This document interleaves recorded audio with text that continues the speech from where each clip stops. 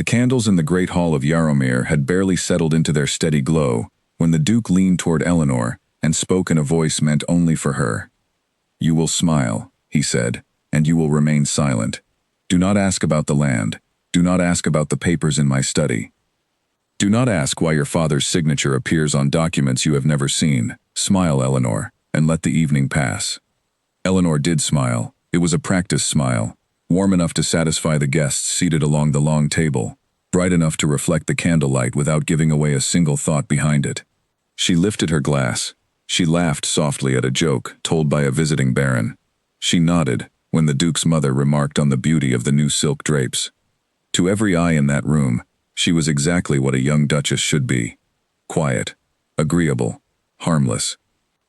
But behind that smile, her mind was already 3 steps ahead of the man beside her. 2 nights earlier, while the household slept, and the only sound in the corridors was the soft creak of old wood settling in the cold, Eleanor had slipped out of her chamber, with a single candle cupped in her palm. She knew the schedule of the night watchman, knew exactly when he paused at the eastern gate to warm his hands over the brazier, and knew that the study door, though always locked, had a weakness the Duke himself had forgotten: a window latch on the garden side, warped just enough by years of rain, that could be lifted with the right patience and the right thin blade. She had found the deeds that night, not all of them, not yet, but enough to understand that the story she had been told about her marriage, about her family's debts, about the generous mercy of the Duke in taking her hand, was not the whole truth. It was, perhaps, not even close to the truth. Now, sitting beside the very man who believed her incapable of such things, Eleanor allowed herself one small private thought. He believes silence is submission. He does not understand that silence can also be strategy. The dinner continued in its slow, formal rhythm. Servants moved between the table and the kitchen with practiced grace, refilling glasses, clearing plates, murmuring quiet apologies when a fork clattered too loudly against porcelain. The Duke's mother, Lady Constance, sat at the head of the table opposite her son, her sharp eyes moving from guest to guest, as though cataloging every word spoken for later use. She had never fully approved of Eleanor, not because of anything Eleanor had done, but simply because Eleanor had come from a family whose fortune had crumbled, whose name carried more debt than dignity, and whose daughter had been, in Lady Constance's private opinion, purchased rather than chosen. Eleanor knew this. She had known it from the very first week of her marriage, when Lady Constance had looked her over, the way a merchant inspects a bolt of cloth, searching for flaws, for weaknesses, for anything that might justify the quiet contempt she carried. And yet Eleanor had never given her the satisfaction of a reaction, not once. It was this same discipline that had carried her through the months since her wedding. She had learned to walk through the halls of Yarrowmere as though she belonged there, though every polished floor and gilded frame reminded her that she had arrived not through love, but through a transaction her father had arranged in a moment of desperation. She had learned to sit through meals where her opinions were neither asked for nor wanted. She had learned, above all, to listen, and in a household built on secrets, listening was worth more than any title. The baron across from her, a portly man named Edmund Fairweather, was in the middle of a story about a hunting trip gone wrong, when the Duke's steward entered the hall and leaned down to whisper something into Julian's ear. Eleanor watched without watching, her eyes fixed politely on Edmund's animated hands, while her attention drifted entirely toward the 2 men beside her. She caught only a few words, something about the northern boundary, something about a tenant family, something about papers needing to be moved before the magistrate's visit next month. Her heart quickened, though her expression did not change even slightly. A magistrate's visit. She had heard nothing of this before. If there were papers being moved in anticipation of a visit from the law, then whatever secrets lived in that study were far more serious than she had first believed. Julian straightened after the steward withdrew, and for a brief moment his eyes met Eleanor's. She smiled again, the same practiced smile, tilting her head slightly as though she had noticed nothing at all. He studied her for a heartbeat longer than necessary, as if trying to determine whether she had heard anything, and then returned his attention to his guests, with the smooth confidence of a man who believed himself entirely in control. He does not know, Eleanor thought. He truly does not know what I have already seen. The dinner stretched on for another hour before the guests began to take their leave.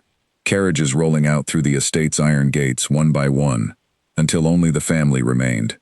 Lady Constance retired first, offering Eleanor nothing more than a brief nod, before disappearing up the grand staircase. The Duke lingered in the hall, speaking quietly with his steward near the window, his voice too low for Eleanor to make out the words, even as she pretended to examine a painting near the fireplace. When he finally turned to her, his expression had shifted from the polished charm he wore for guests into something colder, more guarded. "Eleanor," he said, "walk with me." She followed him down the corridor that led toward the eastern wing, past portraits of ancestors whose stern faces seemed to watch her with the same suspicion Lady Constance so often wore. The candles along the walls burned low, casting long shadows that stretched and shrank with every step. Julian did not speak until they reached the small sitting room near his study, a room Eleanor had entered only a handful of times since her marriage. "You did well tonight," he said, settling into a chair near the cold hearth. "Fairweather believes you charming. My mother, for once, said nothing critical. That is progress." Eleanor lowered herself into the chair across from him, folding her hands neatly in her lap. "I am glad the evening pleased you," she said, her voice carrying just enough warmth to sound sincere. Julian studied her for a long moment, the firelight from a single lamp flickering across his features. "There are matters concerning this estate that do not concern you," he said finally. "I do not say this to be unkind. I say it because a woman who does not understand certain burdens cannot be troubled by them. Your role here is simple. You smile, you remain gracious, you give my mother no reason to complain, and you give our guests every reason to admire this household. That is all I require of you." "And if I wish to understand more," she asked carefully, keeping her tone light, almost playful, "would that be so unreasonable?" Something flickered behind his eyes, gone as quickly as it appeared. "It would be unnecessary," he said, "and, I should think, unwise."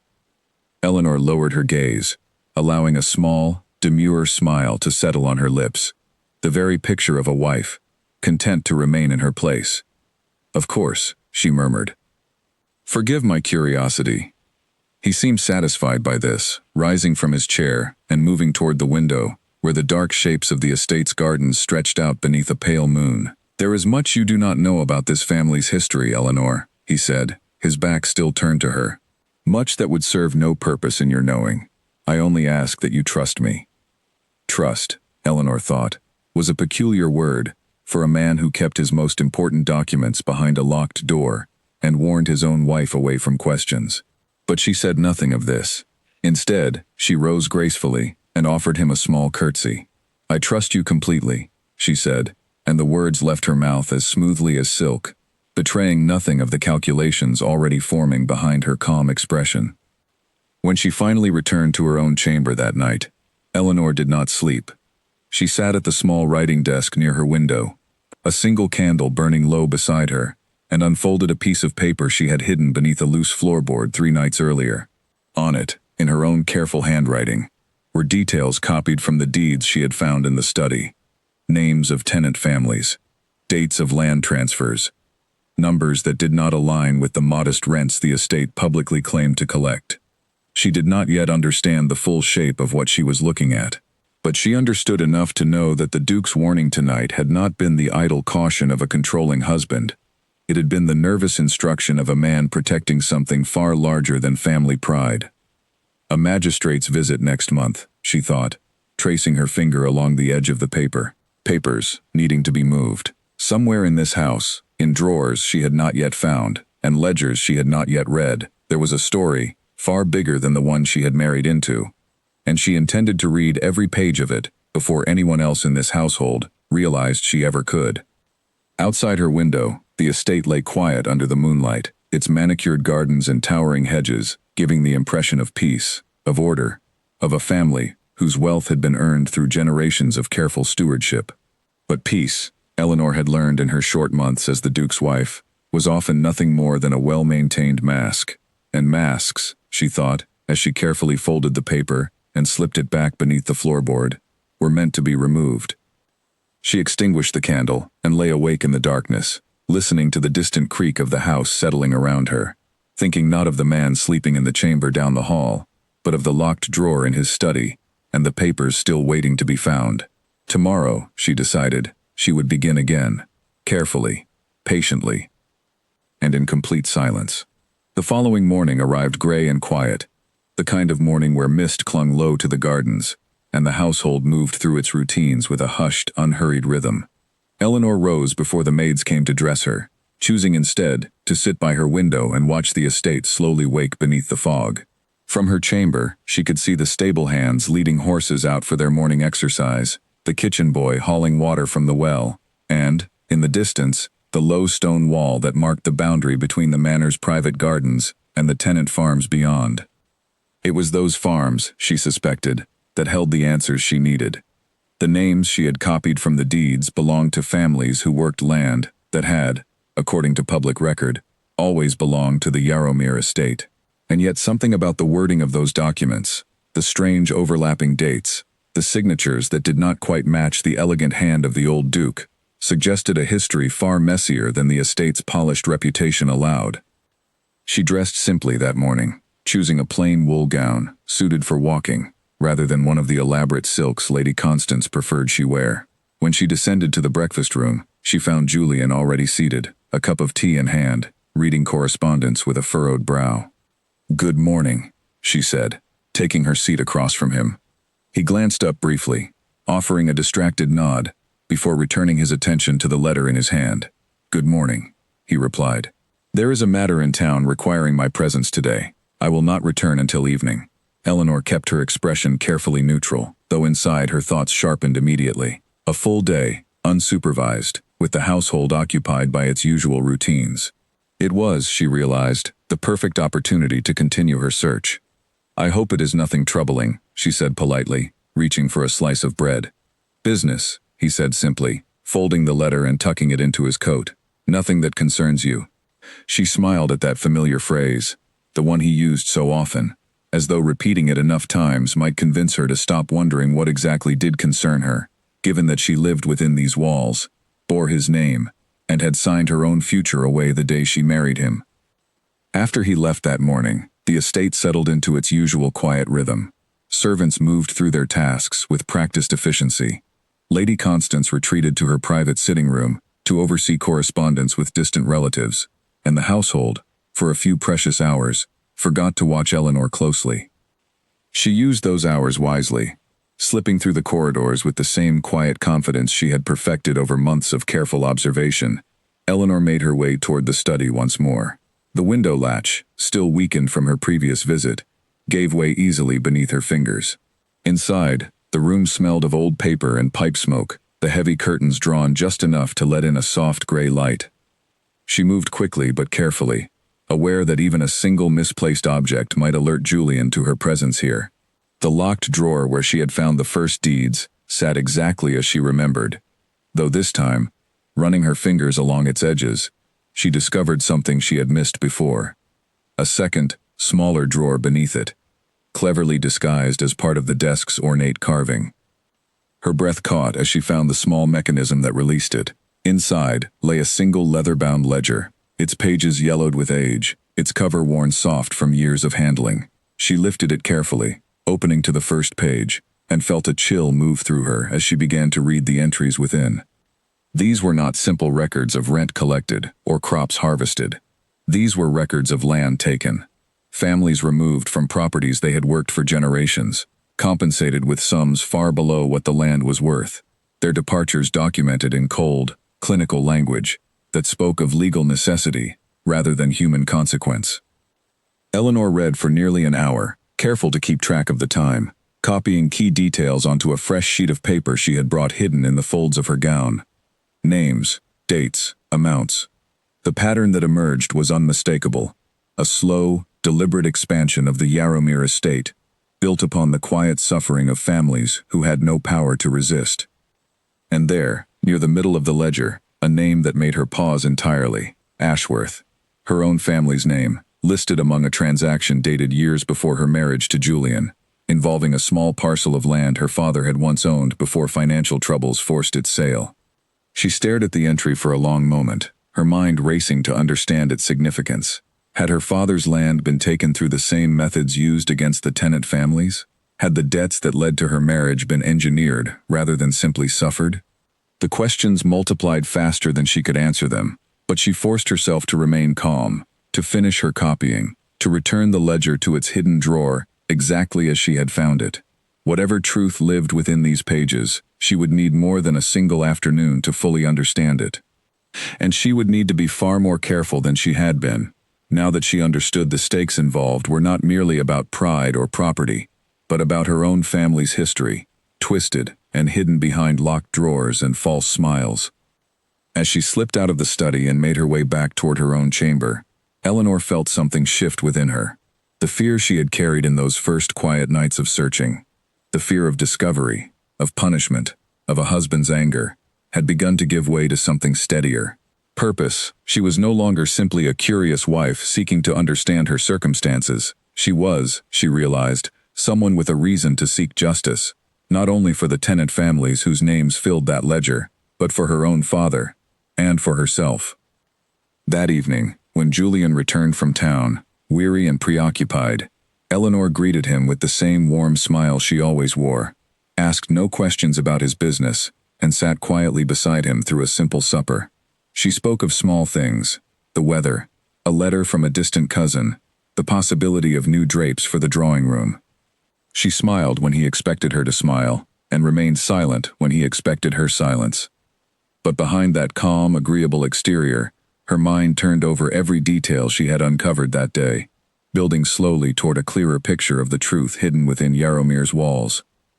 She thought of the magistrate's visit still weeks away, of the papers Julian intended to move before then, and of the growing certainty that whatever he was trying to hide, she now held enough knowledge to begin unraveling it thread by careful thread.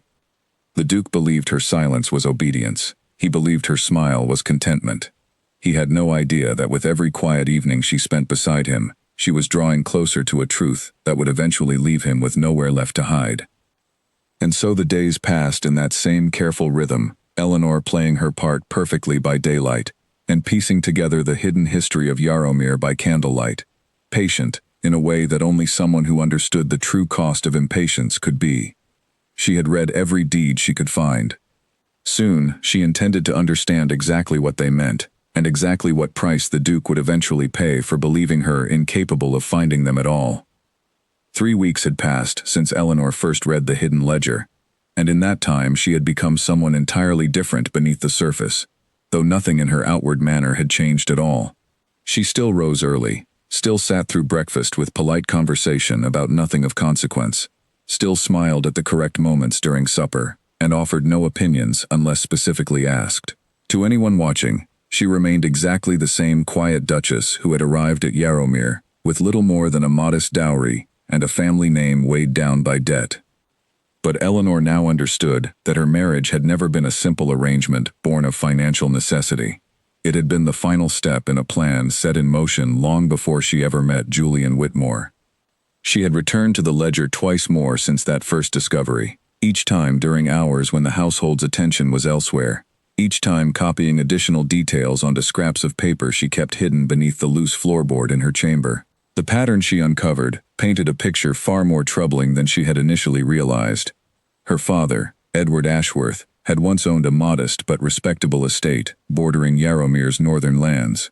It was, according to the ledger, a property rich in timber and fertile soil, valuable enough that its loss would have been keenly felt by any family, but not so vast that its disappearance would draw significant attention from outside eyes. The entry describing its sale was dated 7 years before Eleanor's marriage, listing a sum far below what such land should have commanded, and citing reasons of unpaid debts owed to a merchant whose name Eleanor did not recognize. She had spent an entire evening trying to recall anything her father had told her about that period of their lives. She remembered vaguely a difficult winter, hushed conversations behind closed doors, and her mother's worried expression whenever visitors arrived unannounced. She remembered her father's mood darkening over those months, his usual warmth replaced by a quiet, simmering frustration he never fully explained to his children. At the time, Eleanor had been too young to understand the significance of what was happening around her.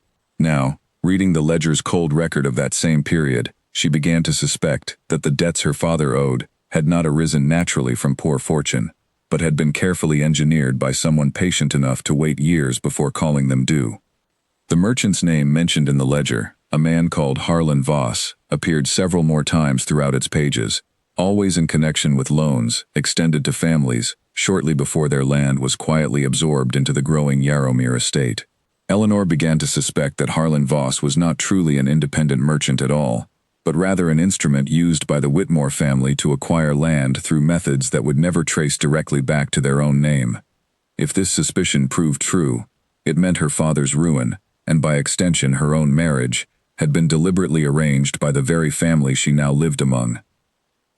The weight of this realization settled over her slowly, not as a single crushing blow, but as a gradual understanding that reshaped everything she thought she knew about her circumstances. She was not simply an unfortunate young woman who had married into wealth to save her family from disaster. She was, in some way she did not yet fully understand, a piece in a larger scheme that had likely begun before she was even old enough to recognize its shape. And yet, even as anger began to stir within her, Eleanor forced herself to remain patient. Anger, she understood, was a luxury she could not yet afford. If she confronted Julian now, armed with nothing but fragments of information and half-formed suspicions, she risked losing everything, including the very access that allowed her to continue uncovering the truth.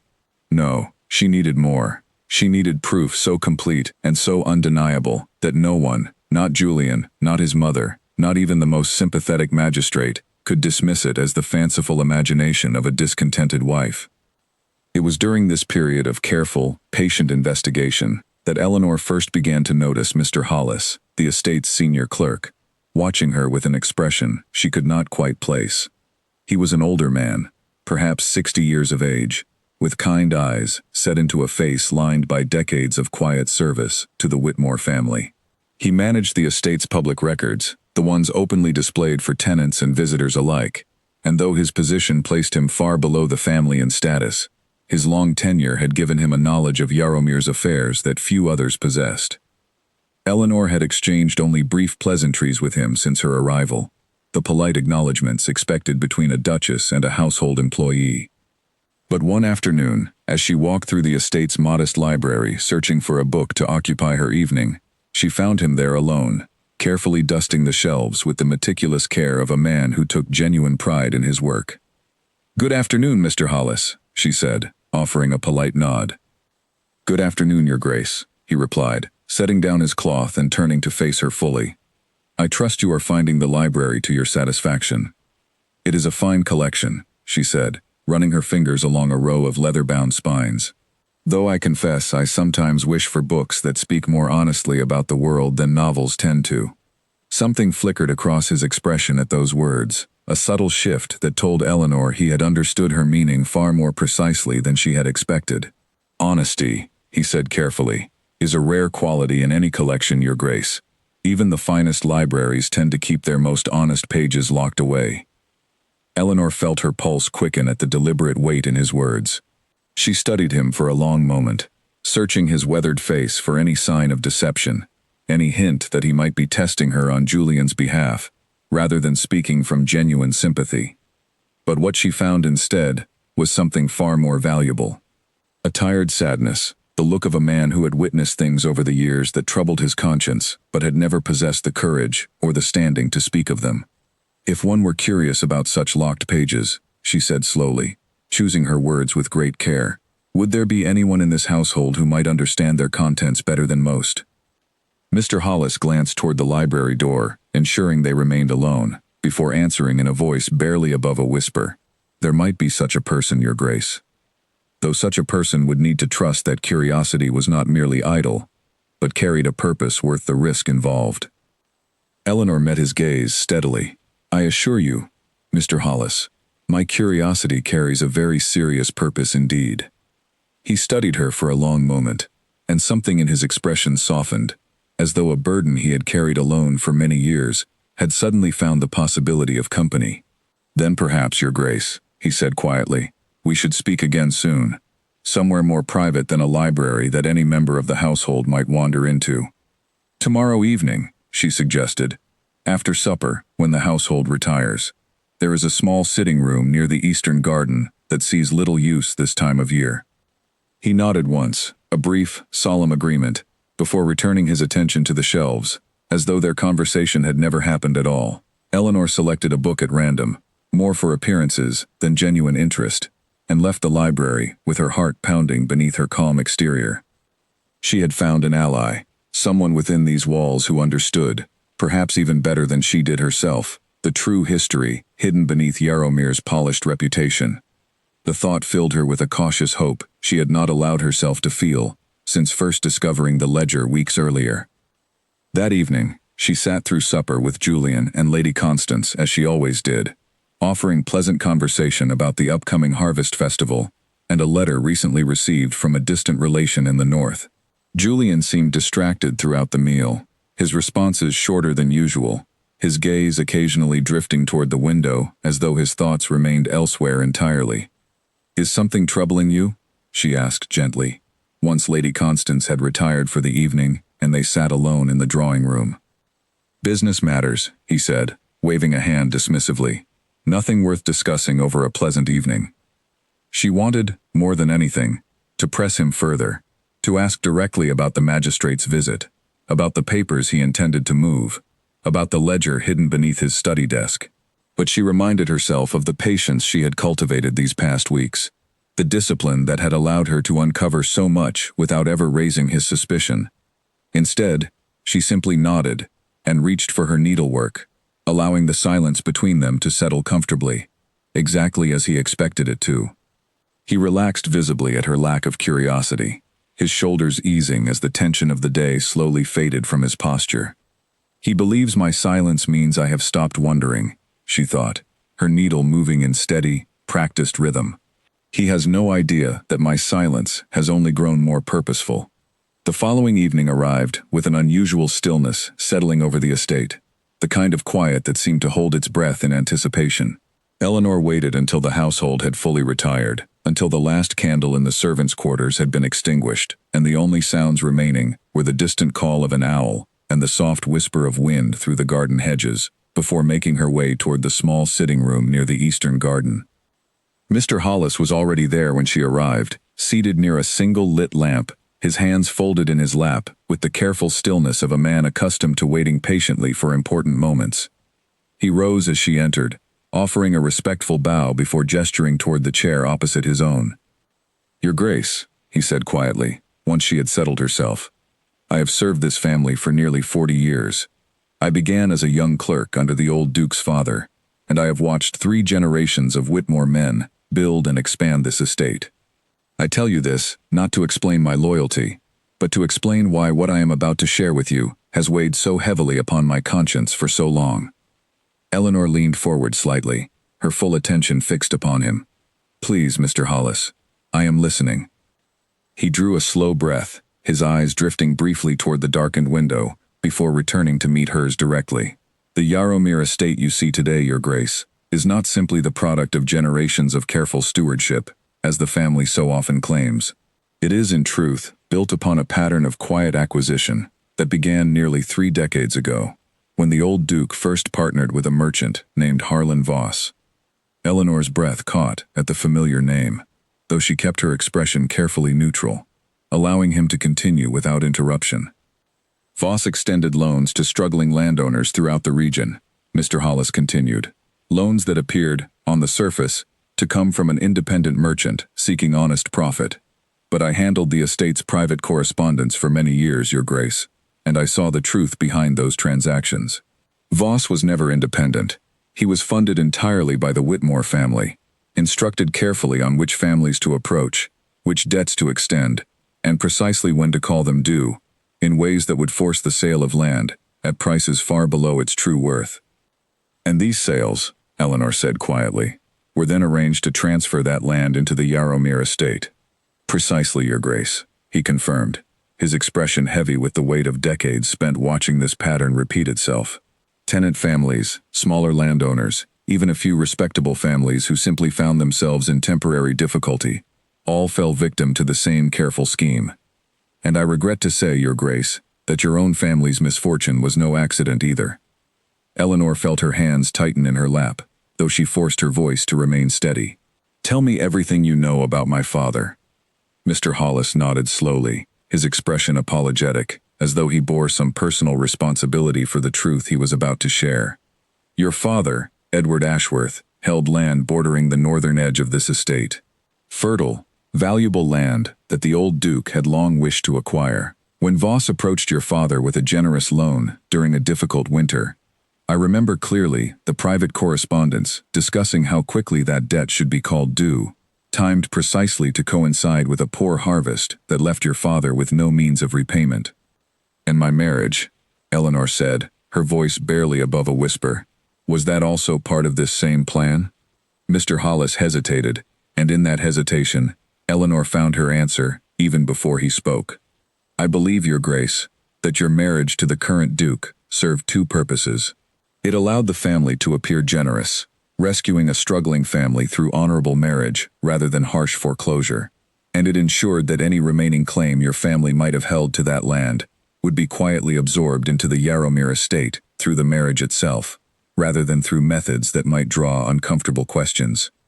Eleanor sat in silence for a long moment, absorbing the full weight of what she had just learned. Her marriage, the very foundation of her current life, had been constructed not from mercy or affection, but from a calculated strategy designed to complete a theft that had begun years before she ever understood its shape.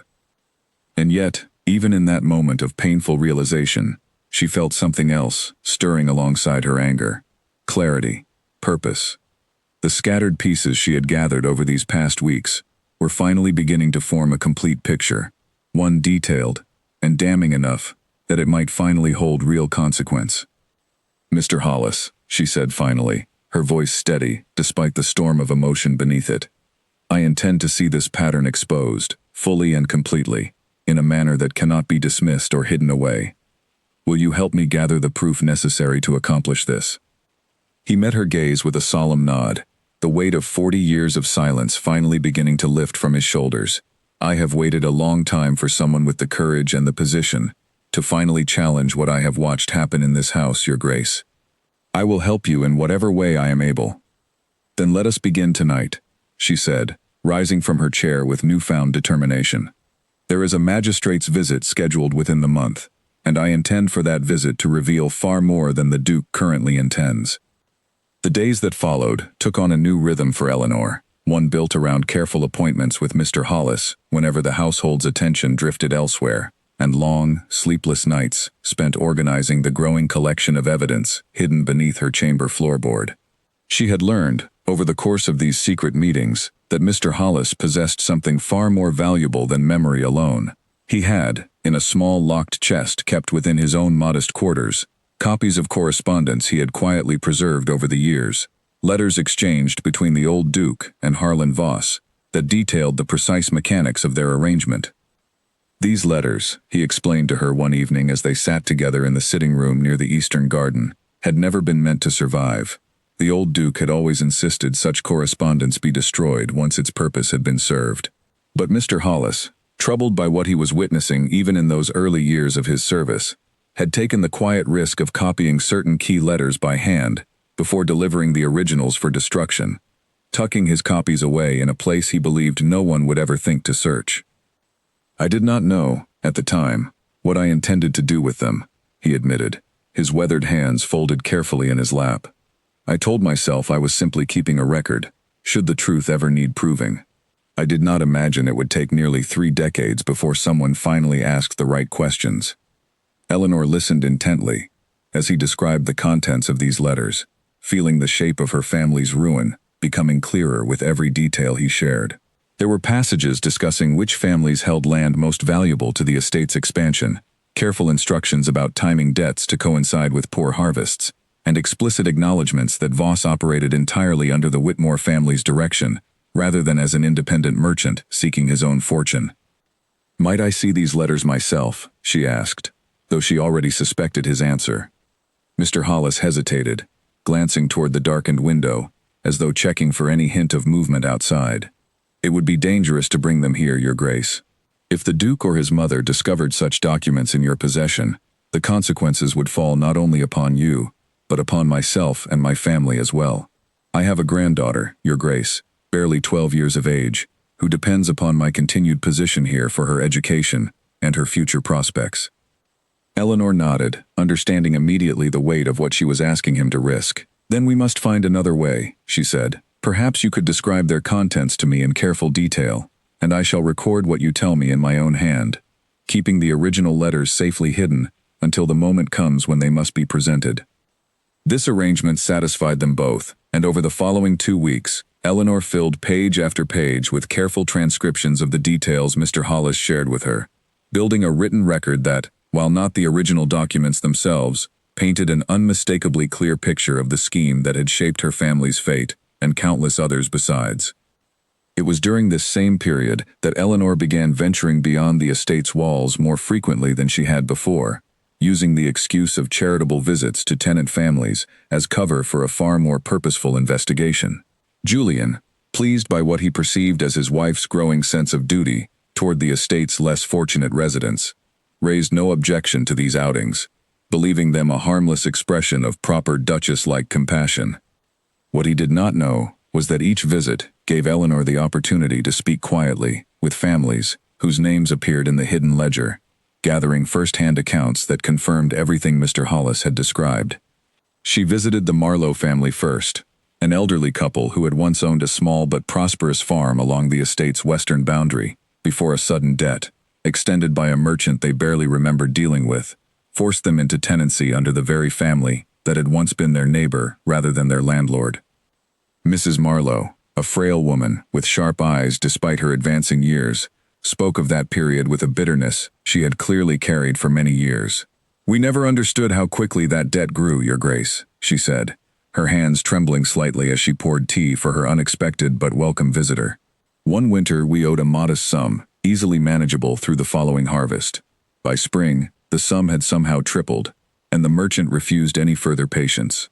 We had no choice but to sell, and the price offered barely covered half what the land was truly worth." Eleanor recorded these details carefully once she returned to her chamber each evening, cross-referencing dates and figures against the entries Mr. Hollis had shared from the hidden correspondence. The pattern held consistent across every family she visited, each story a variation of the same careful, deliberate theft, disguised as unfortunate circumstance and generous rescue. She visited the Whitfield family next, then the Coopers, then a widow named Agnes Turner who had lost nearly all her late husband's land under circumstances identical to those Eleanor now recognized instantly. Each visit added new detail to the growing weight of evidence, and each conversation strengthened Eleanor's resolve to see this pattern exposed fully, regardless of the personal cost such exposure might bring. But even as her collection of evidence grew more substantial, Eleanor understood that gathering proof was only part of her challenge.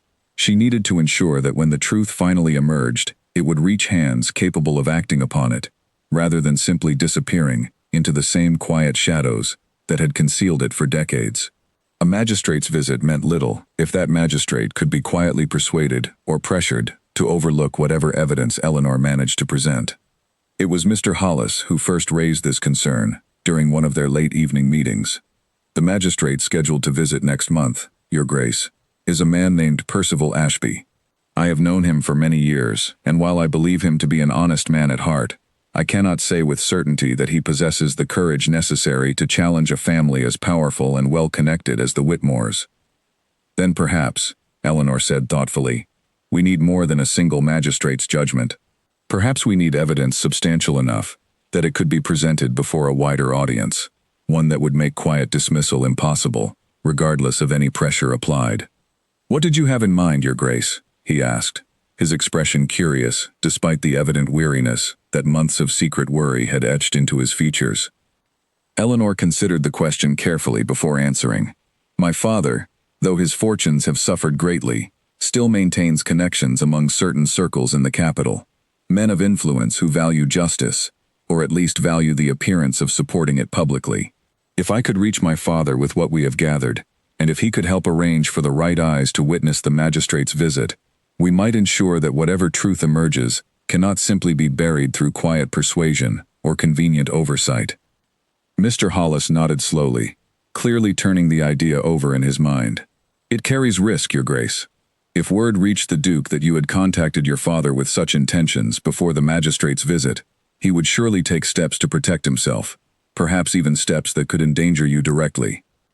I understand the risk, Eleanor said quietly, though her voice carried a steadiness that surprised even herself. But I have spent these past weeks smiling through dinners, while sitting beside a man who helped orchestrate my own family's ruin. I have listened to him warn me against curiosity, while I quietly filled pages with evidence of his family's crimes. I do not intend to stop now, simply because the next step carries greater danger than the ones before it. Then I shall help however I am able, he said, his expression firm despite the concern still visible in his eyes. Though I must ask, Your Grace, how do you intend to reach your father without drawing suspicion? Any letter sent through the estate's usual correspondence would surely pass through hands loyal to the Duke before ever leaving these walls. Eleanor had already considered this problem carefully during her sleepless nights, and she answered without hesitation. There is a merchant who visits the local village every fortnight, a woman named Constance Merriweather who deals in fine fabrics and occasionally carries private correspondence for a modest fee, discretion being part of her particular reputation among certain households in the region. I have arranged small purchases through her before, and I believe she can be trusted to carry a letter to my father without word ever reaching the estate. Mr. Hollis raised an eyebrow slightly at this revelation, clearly impressed by the careful planning Eleanor had already undertaken, independent of his own contributions. You have thought this through most carefully, Your Grace. I have had little else to occupy my thoughts these past months, she replied, a hint of dry humor entering her voice for the first time that evening. When a man tells his wife to smile and remain silent, he perhaps does not consider how much time silence leaves for careful thinking. That evening, once Mr. Hollis had returned to his own quarters and the household had fully settled into sleep, Eleanor sat once more at her small writing desk, composing a letter to her father with the same careful precision she had applied to every other aspect of her secret investigation. She wrote of her discoveries in careful, coded language, aware that even a trusted merchant might occasionally have her goods and correspondence searched by curious officials along her route. She spoke of old debts finally coming due, of truths long buried finally rising to the surface, and of her hope that he might reach out to certain acquaintances in the capital who valued justice enough to witness what was about to unfold at Yarrowmere. She sealed the letter carefully and hid it within a small parcel of embroidery thread she intended to purchase from Constance Merriweather during the merchant's next visit to the village, confident that such an ordinary transaction would draw no unwanted attention from anyone watching the estate's affairs. As she extinguished her candle that night and settled into bed, Eleanor allowed herself, for the first time in many weeks, a small measure of hope. The pieces of her plan were finally beginning to align, evidence gathered from hidden ledgers and secret correspondence, first-hand accounts from families who had suffered under the same scheme that had claimed her own father's land. And now, finally, a path toward reaching influential eyes capable of ensuring that whatever truth emerged during the magistrate's visit could not simply be quietly dismissed. But even as hope stirred within her, Eleanor remained acutely aware of the danger surrounding every step of this careful plan. Julian was not a foolish man. If he sensed even a hint of what she had discovered, if his suspicion grew sharp enough to prompt closer scrutiny of her movements, everything she had built these past weeks could collapse in an instant, leaving her not only without proof, but potentially without any means of protecting herself from whatever consequences he might choose to impose. She would need to remain more careful than ever in the weeks ahead, maintaining every appearance of the quiet, contented duchess he believed her to be, while continuing to build toward a truth that would eventually leave him with nowhere left to hide. The magistrate's visit was still weeks away, but Eleanor understood now that those weeks would prove the most delicate and dangerous of her entire secret investigation. The merchant Constance Merriweather arrived at the village 3 days after Eleanor sealed her letter, her cart laden with bolts of fine fabric and small trinkets that drew the attention of every household within a day's ride. Eleanor requested permission from Julian to visit the village that afternoon, framing the request as simple interest in new embroidery thread, a request so ordinary that he barely glanced up from his correspondence before granting it with a distracted wave of his hand. She traveled with only a single maid for company, a young woman named Prudence, who had served Eleanor since her arrival at Yarrowmere and had, over the months, developed a quiet loyalty that Eleanor hoped might prove useful, though, She had been careful never to reveal the true nature of her secret activities, even to someone she trusted as much as Prudence. The village itself was a modest collection of stone cottages and small shops clustered around a central square, its inhabitants going about their afternoon business with the unhurried rhythm typical of rural life. Eleanor found Constance Merriweather's cart set up near the village well, the merchant herself a sharp-eyed woman of perhaps 40 years, her weathered hands moving with practiced efficiency as she measured fabric for a waiting customer. "Your Grace," Constance said with a respectful nod once her current customer had departed. "What might I offer you today?" Eleanor examined several bolts of fabric with genuine interest, allowing the conversation to unfold naturally before quietly mentioning her need for embroidery thread in a particular shade of blue. As Constance turned to search through her supplies, Eleanor slipped the small parcel containing her letter onto the cart's surface, covering it briefly with her gloved hand before withdrawing it just as quickly, leaving the parcel behind as though it had always been part of the merchant's own goods. Constance's eyes flickered toward the parcel for only a moment before returning to her search, her expression giving nothing away. "This shade, Your Grace," she said, presenting a spool of deep blue thread. "Will this suit your needs?" "Perfectly," Eleanor replied, exchanging coin for the thread, while Constance's own hand discreetly closed around the hidden parcel, tucking it away among her other goods, with the same practiced efficiency she applied to every transaction.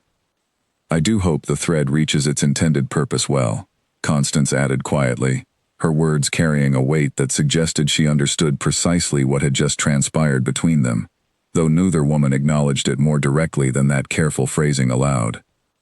"I have no doubt it will," Eleanor replied, offering a final polite nod before turning to rejoin Prudence, who waited patiently nearby, entirely unaware of the small but significant exchange that had just taken place. The journey back to the estate passed uneventfully, Eleanor's outward composure giving no indication of the quiet triumph she felt at having successfully sent her letter toward her father without drawing any unwanted attention. But that evening, as she sat once more with Julian during their customary quiet supper, she noticed a subtle shift in his demeanor that immediately set her instincts on edge. He seemed distracted throughout the meal, his responses shorter than usual, his gaze occasionally drifting toward her, with an expression she could not quite identify. When Lady Constance made a passing comment about Eleanor's frequent charitable visits to tenant families, Julian's eyes sharpened noticeably, lingering on Eleanor's face for a moment longer than necessary, before he offered a non-committal response and changed the subject entirely. Eleanor forced herself to remain calm, continuing to eat with the same measured grace she always displayed, though internally she wondered whether her recent activities had somehow drawn more attention than she had intended. Had someone mentioned her visits to the Marlowe family, or the Whitfields, or Agnes Turner? Had Julian's steward reported unusual patterns in her movements around the estate? She could not be certain, and the uncertainty itself proved more unsettling than any direct confrontation might have been. That night, after Julian had retired to his own chamber, Eleanor lay awake for hours, turning over every recent interaction in her mind, searching for any sign that her careful investigation had begun to unravel before she could complete it. The following morning brought a development that confirmed her instincts had not been mistaken. Julian requested her presence in his study shortly after breakfast, a request unusual enough in itself that Eleanor felt her pulse quicken, even as she maintained her composed exterior, while making her way toward the room she had visited so many times in secret.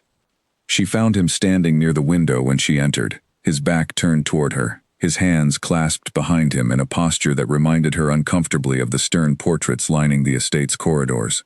"Close the door, Eleanor," he said without turning, his voice carrying a coldness she had rarely heard from him before. She did as instructed, her heart pounding despite her outward calm, and waited for him to continue. "I have noticed," he said finally, turning to face her directly, "that you have taken a sudden and rather intense interest in the affairs of our tenant families these past weeks. Visits to the Marlowes, the Whitfields, the Coopers, and just yesterday, I understand, a lengthy conversation with the widow Turner." Eleanor kept her expression carefully neutral, though her mind raced to construct a plausible explanation. "I have simply wished to better understand the people whose lives are connected to this estate," she said carefully. "As your wife, I felt it appropriate to show genuine interest in their welfare, rather than remaining a distant figure they see only at harvest festivals. Julian studied her for a long moment, his sharp eyes searching her face for any hint of deception. "That is," he said slowly, "an admirable sentiment, though I find myself curious why such interest has developed so suddenly, and why it seems to focus so specifically on families whose circumstances changed significantly during my father's tenure as Duke." Eleanor felt a chill move through her at this precise observation, understanding immediately that Julian was far more perceptive than she had allowed herself to believe. She had underestimated him, perhaps dangerously so, and now found herself needing to navigate this conversation with far greater care than she had anticipated. "I confess," she said slowly, choosing her words with deliberate caution, "that I have heard whispers among the household staff regarding certain difficulties these families faced in years past. As their Duchess, I felt it my duty to understand their history, if only to better serve their present needs." "Whispers," Julian repeated, his tone carrying a skepticism that made Eleanor's stomach tighten with anxiety. "And what precisely have these whispers suggested to you, Eleanor?" She met his gaze steadily, refusing to allow her fear to show in her expression. "Only that these families experienced hardship, and that this estate played some role in resolving, or perhaps benefiting from, that hardship. Nothing more specific than that, Your Grace. I assure you, I have no interest in matters beyond simple compassion for those less fortunate than myself." Julian continued studying her for what felt like an eternity, though it likely lasted only a few seconds, before something in his posture finally relaxed slightly. "I would ask," he said finally, "that you redirect your compassion toward matters more suited to your position. Charitable donations, perhaps, or support for the local church, rather than personal visits that might be misconstrued as inappropriate curiosity about this family's private affairs." "Of course," Eleanor said, allowing relief to flood through her, even as she maintained her composed exterior. "I meant no offense, and I shall be more mindful of how my compassion is expressed going forward." "Good," he said, his tone finally softening into something closer to his usual demeanor. "I do not wish to seem harsh, Eleanor. I simply believe that certain matters are best left undisturbed, for reasons that protect this family's reputation, and, by extension, your own comfort and security within it." She nodded obediently, offering a small, grateful smile, before excusing herself from his study, with a composure that belied the racing thoughts beneath her calm exterior. As she made her way back toward her own chamber, Eleanor understood, with sudden, sharp clarity, that she had come dangerously close to exposing her investigation prematurely. Julian's suspicion, though momentarily satisfied by her careful explanation, would not remain dormant indefinitely. She would need to proceed with even greater caution, perhaps curtailing her direct visits to tenant families entirely, relying instead on Mr. Hollis and whatever information he could continue gathering, without drawing similar attention. That evening, during their brief and carefully arranged meeting in the sitting room near the eastern garden, Eleanor relayed this troubling development to Mr. Hollis, watching his expression grow increasingly concerned as she described the conversation in Julian's study. "This complicates matters significantly, Your Grace," he said, his weathered hands folded tightly in his lap. "If the Duke's suspicion has been raised, even briefly, he may begin watching your movements more closely than before. We must proceed with extreme caution from this point forward." "I understand," Eleanor said quietly.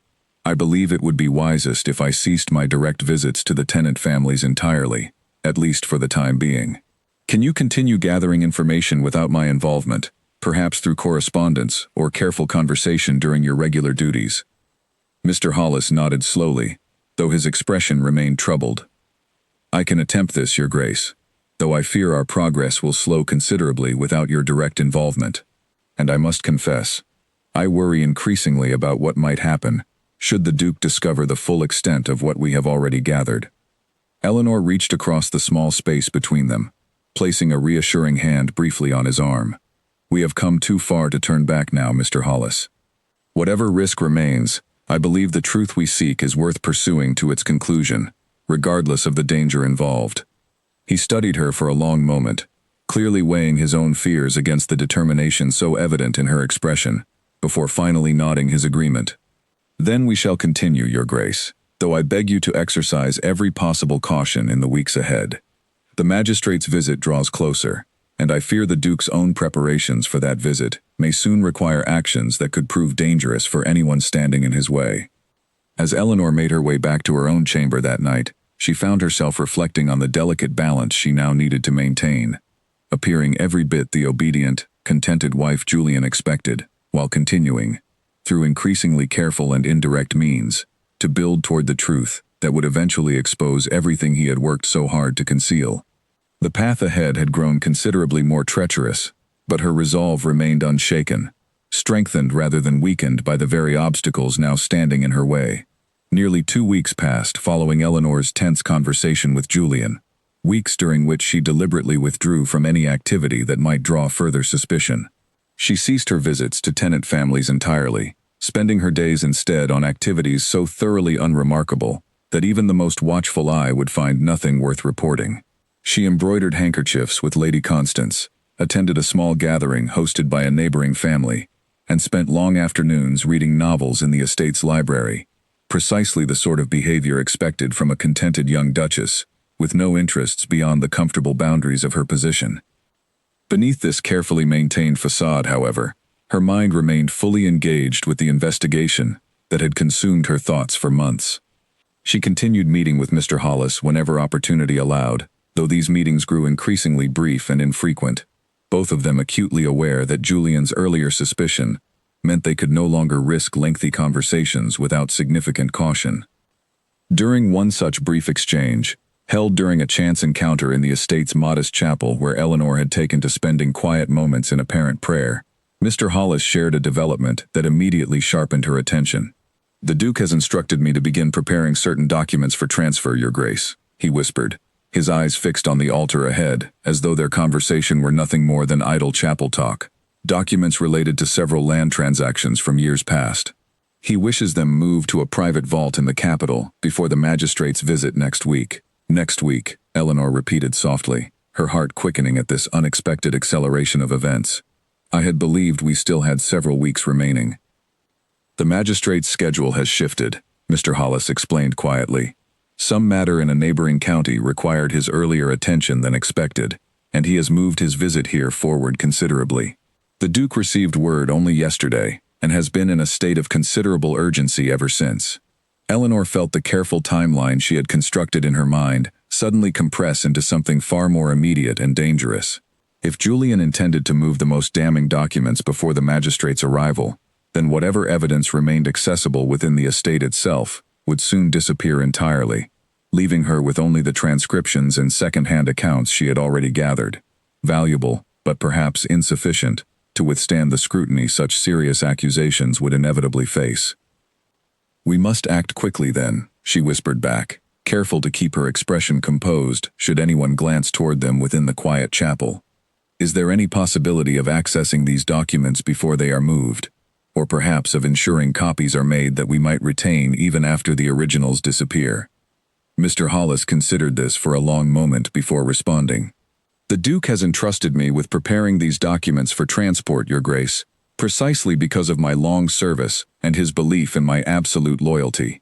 This trust grants me access I might use to my advantage, though the risk of discovery would be considerable should he examine the documents closely enough to notice any discrepancy." Eleanor understood immediately the danger she was asking him to accept, and felt a fresh wave of gratitude for the courage this elderly clerk continued to demonstrate, despite the very real threat such courage exposed him to.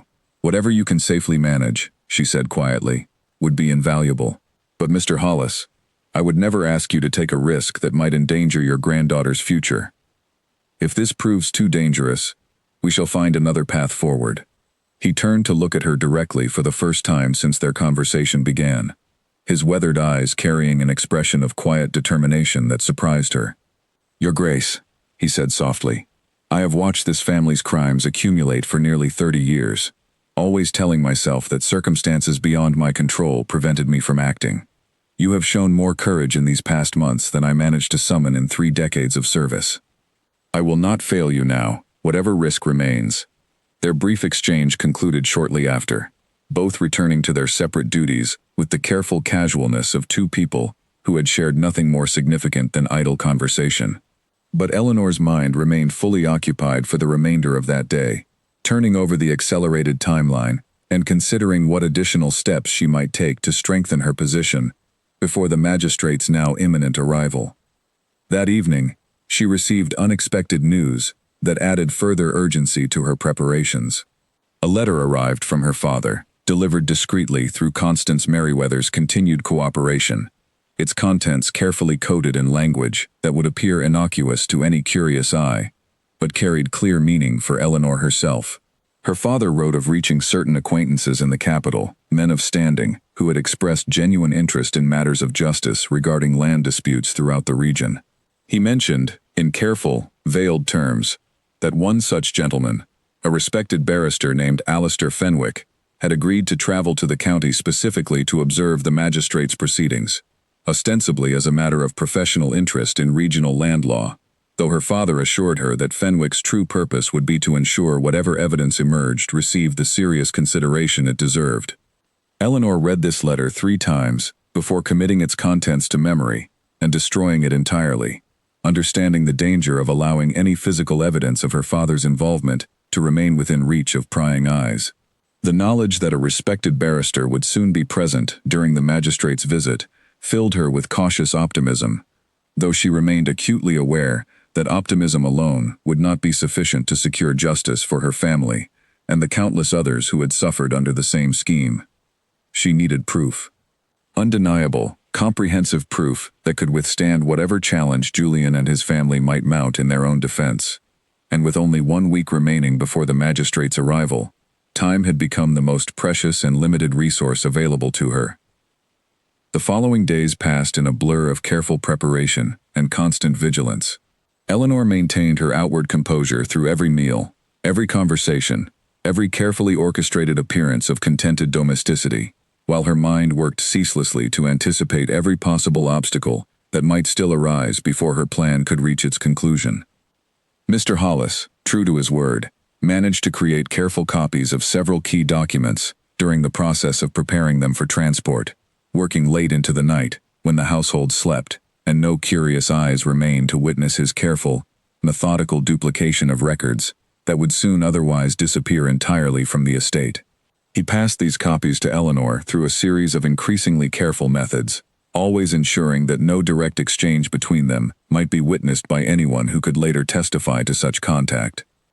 One evening, Eleanor discovered a small folded paper tucked within the pages of a book she had left in the library that afternoon, seemingly forgotten, but actually placed there deliberately as a signal she and Mr. Hollis had arranged for such exchanges. Inside, she found a carefully transcribed copy of a letter between the old Duke and Harlan Voss, dated some 15 years earlier, discussing explicitly the timing of debts called due against several families whose names Eleanor now recognized immediately from her own earlier investigation. She added this document carefully to her growing collection, hidden beneath the loose floorboard in her chamber, feeling the weight of evidence steadily accumulating towards something substantial enough to finally challenge the carefully constructed reputation the Whitmore family had maintained for so many years. But even as her confidence grew, so too did her awareness of the increasing danger surrounding her efforts. Julian's demeanor throughout that final week before the magistrate's arrival grew increasingly tense and preoccupied, his conversations with his steward and with Mr. Hollis carrying an urgency that suggested he understood, perhaps more fully than Eleanor had previously believed, exactly how much scrutiny this particular magistrate's visit might bring. On the evening before the magistrate was scheduled to arrive, Julian summoned Eleanor to his study once more, his expression grave, in a manner she had never witnessed before. "Eleanor," he said, once she had settled into the chair across from his desk, "tomorrow brings a visit of some significance to this estate. I would ask that you conduct yourself with the same grace and discretion you have always shown, offering no unnecessary conversation with the magistrate or his associates beyond what basic courtesy requires." "I understand completely, Your Grace," she replied, her tone carrying just enough deference to satisfy his evident anxiety. "You may rely upon me to conduct myself appropriately." He studied her for a long moment, and Eleanor wondered whether he might finally voice the deeper suspicions she suspected still lingered somewhere beneath his composed exterior. But instead, he simply nodded, seeming to accept her reassurance at face value, before dismissing her with instructions to retire early and ensure she appeared well rested for the following day's important proceedings. As Eleanor left his study that evening, she felt the full weight of everything she had built toward finally approaching its moment of truth. Tomorrow, the magistrate would arrive, and with him, hopefully, the barrister her father had arranged to witness whatever unfolded. Whatever evidence she had managed to gather, whatever careful preparations she and Mr. Hollis had undertaken these past months, would soon face their most important test. She returned to her chamber that night and spent nearly an hour organizing every document, every transcription, every carefully gathered piece of evidence into a coherent presentation that she hoped would prove impossible to dismiss or ignore. As she finally extinguished her candle and settled into bed, sleep remained elusive, her mind racing through every possible scenario the following day might bring. Tomorrow, she thought, staring into the darkness above her, the silence I have maintained these many months will finally serve its true purpose. And Julian, who believes my quiet compliance means nothing more than simple obedience, will discover exactly how much I have learned to read, and exactly how much that reading has cost him. Morning arrived with a pale golden light spreading slowly across Yarrowmere's gardens, the sort of gentle autumn dawn that seemed entirely indifferent to the tension building steadily within the estate's walls. Eleanor rose early, dressing with unusual care in a gown of deep green that Lady Constance had once remarked suited her particularly well, choosing the garment deliberately for the quiet confidence it lent her, rather than any genuine concern for appearances. The household had been preparing for the magistrate's arrival since well before dawn, servants polishing already gleaming surfaces, the kitchen staff preparing an elaborate luncheon meant to impress rather than simply nourish, and Julian himself pacing through the halls with a restless energy that suggested his usual composure had finally begun to crack under the pressure of what this day might bring. Magistrate Percival Ashby arrived shortly before noon, his carriage rolling through the estate's iron gates, accompanied by a second, smaller carriage that Eleanor watched with carefully controlled anticipation. From this second carriage emerged a tall, distinguished gentleman whose bearing immediately suggested legal training, his sharp eyes taking in the estate's grand facade with the measured assessment of a man accustomed to evaluating far more than simple architecture. Julian greeted the magistrate with practiced warmth, offering the sort of gracious welcome expected between men of similar standing, though Eleanor noticed a slight tightness around his eyes when the second gentleman was introduced as Alistair Fenwick, a barrister traveling through the region who had expressed interest in observing matters of local land administration. "A pleasure to have you both," Julian said, his voice carrying none of the tension Eleanor knew must be building beneath his composed exterior. "My wife, the Duchess Eleanor, will ensure you find every comfort during your visit." Eleanor offered a graceful curtsy, meeting Fenwick's gaze for only a brief moment, long enough to exchange a subtle acknowledgement that confirmed her father's letter had indeed reached the right hands. "Welcome to Yarrowmere, gentlemen," she said warmly. "I do hope your journey was not overly tiring." "Not at all, Your Grace," Fenwick replied, his tone perfectly polite and betraying nothing of whatever true purpose had brought him to this particular estate. The formal luncheon that followed proceeded with the careful, stilted conversation typical of such official visits. Julian and Magistrate Ashby discussing matters of regional governance, while Lady Constance engaged Fenwick in polite conversation about his travels. Eleanor remained largely quiet throughout the meal, offering only occasional pleasant remarks, her attention focused instead on watching for the moment when the true purpose of this visit might finally begin to unfold. That moment arrived shortly after the luncheon concluded, when Magistrate Ashby cleared his throat and addressed Julian with an expression that suggested official business had finally taken precedence over pleasant conversation. "Your Grace," he said, "I understand there have been certain inquiries regarding land transactions within your estate's boundaries over recent decades.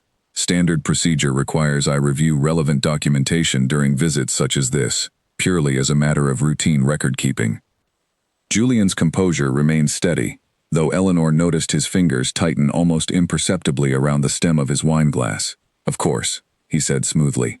"My steward has prepared the relevant records for your review.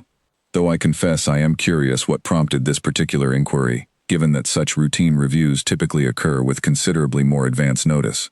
"A recent petition," Ashby explained, reaching into a leather satchel he had brought with him, and withdrawing a folded document. Several tenant families in the region have raised concerns regarding the circumstances under which certain lands changed ownership in years past.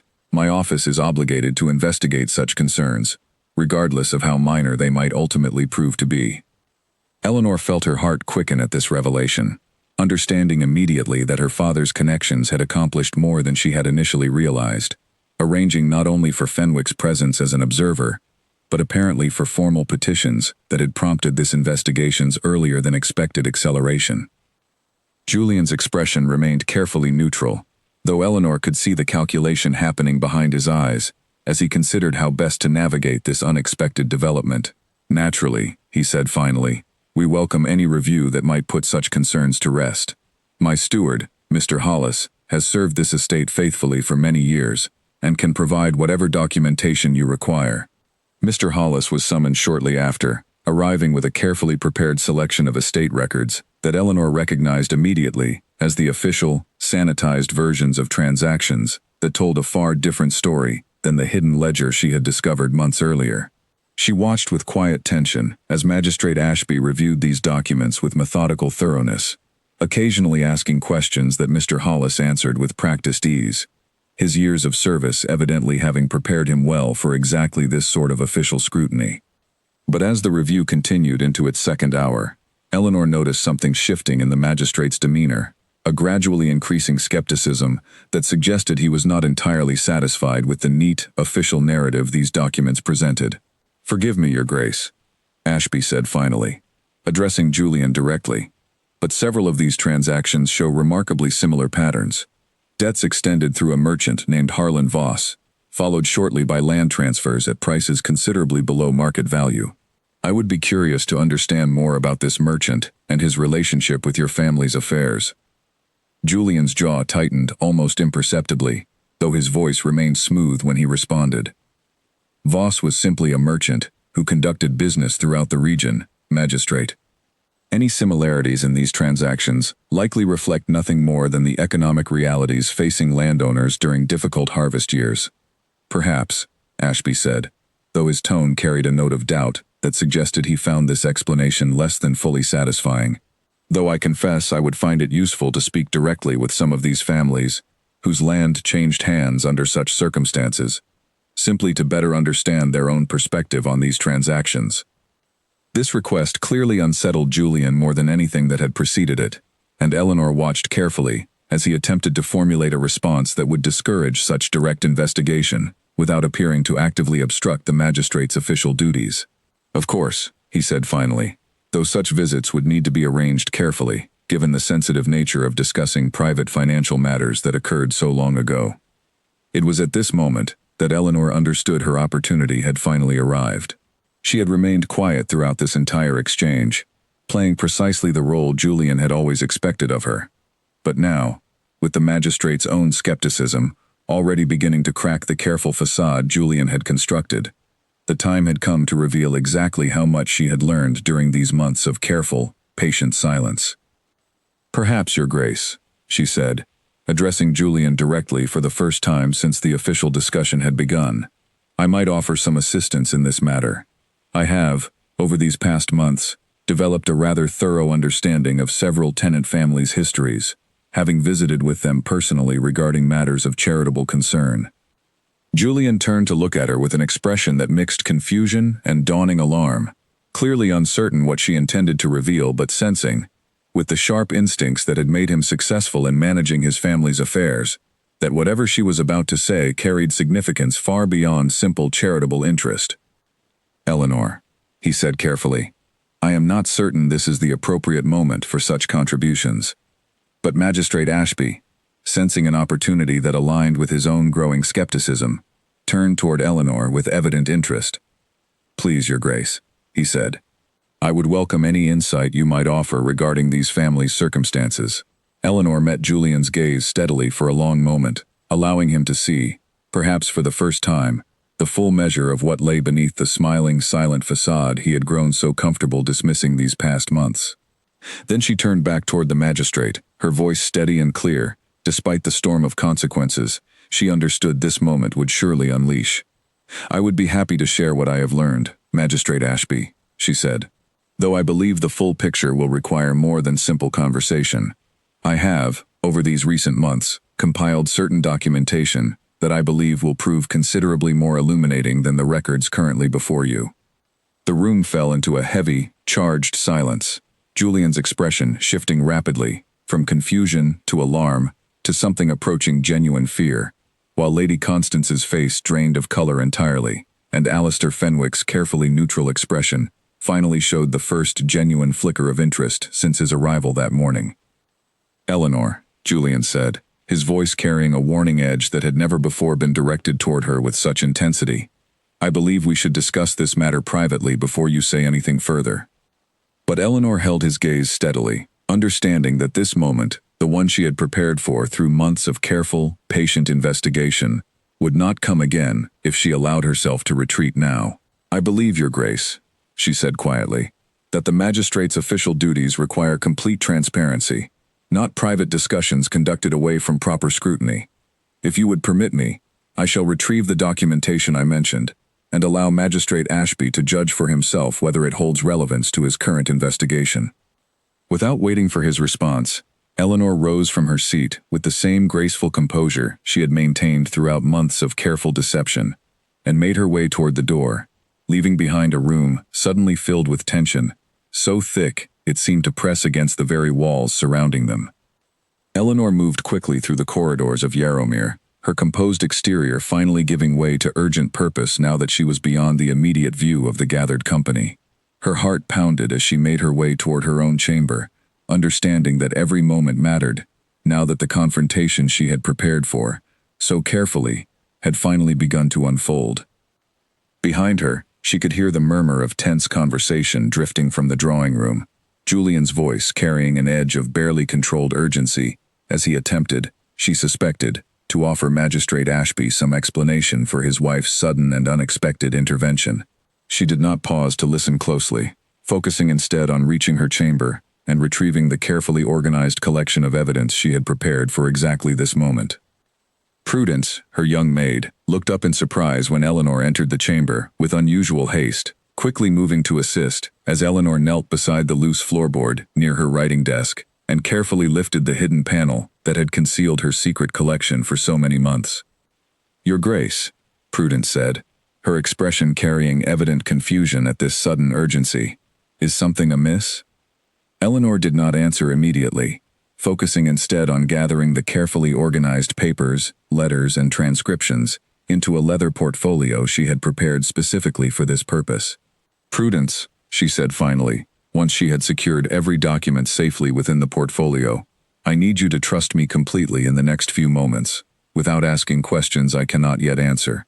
The young maid nodded, her loyalty evident despite her obvious confusion, and Eleanor felt a fresh wave of gratitude for the quiet trust this young woman had extended to her throughout the months of her secret investigation, even without fully understanding its purpose. With the portfolio secured firmly in her grasp, Eleanor made her way back toward the drawing room, her steps steady, despite the racing pulse she could feel throbbing in her throat. As she approached the room, she could hear Julian's voice rising with an urgency that suggested he had grown increasingly desperate to control the narrative before her return. "I assure you, Magistrate," he was saying as Eleanor paused just outside the doorway to compose herself, "my wife's charitable visits, while well-intentioned, likely reflect nothing more than second-hand gossip and misunderstanding. I would not wish for such casual impressions to distract from your official review of properly maintained estate records." Eleanor stepped into the room at that moment, her presence immediately drawing every eye toward her, and she noted with quiet satisfaction that Magistrate Ashby's expression carried more curiosity than skepticism as he watched her cross the room and settle into her seat once more. "Forgive my absence," she said calmly, opening the portfolio she carried and withdrawing the carefully organized documents within. "I believe what I have gathered here will prove considerably more substantial than casual impressions, Your Grace," she added, meeting Julian's gaze with a steadiness that clearly unsettled him more than any outward display of anger might have. She began methodically, presenting first the transcriptions Mr. Hollis had helped her compile, detailing the pattern of loans extended through Harlan Voss, followed immediately by land transfers at prices far below true market value. She then presented her own careful notes from conversations with the Marlowe family, the Whitfields, the Coopers, and Agnes Turner, each account corroborating the pattern documented in the transcribed correspondence. Magistrate Ashby reviewed each document with growing intensity, his earlier skepticism transforming rapidly into something approaching genuine alarm, as the full scope of the pattern became increasingly clear. "This is," he said finally, setting down the last document and looking up with an expression that carried genuine gravity, considerably more comprehensive than I had anticipated. "Your Grace, may I ask how you came to possess such detailed information?" Eleanor hesitated only briefly before answering, understanding that whatever protection she might have hoped to extend to Mr. Hollis had likely already become impossible, given the thoroughness of what she had just presented. "I discovered certain records within this estate's private study," she said carefully, choosing her words to protect Mr. Hollis's involvement as much as circumstances would allow. "Records that revealed a pattern I felt compelled to investigate further, given that my own family's history appears connected to these same transactions."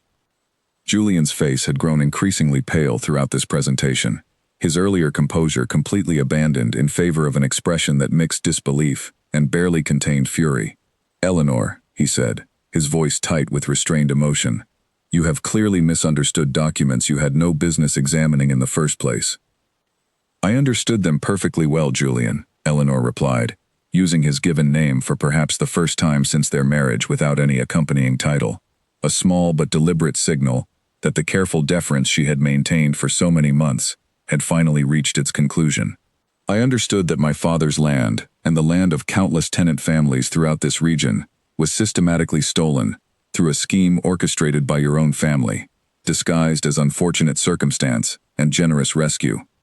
Lady Constance, who had remained silent throughout this exchange, her face carrying an expression of frozen shock, finally found her voice, though it emerged as barely more than a whisper. "This is preposterous," she said. "My husband built this estate through decades of careful, honest stewardship."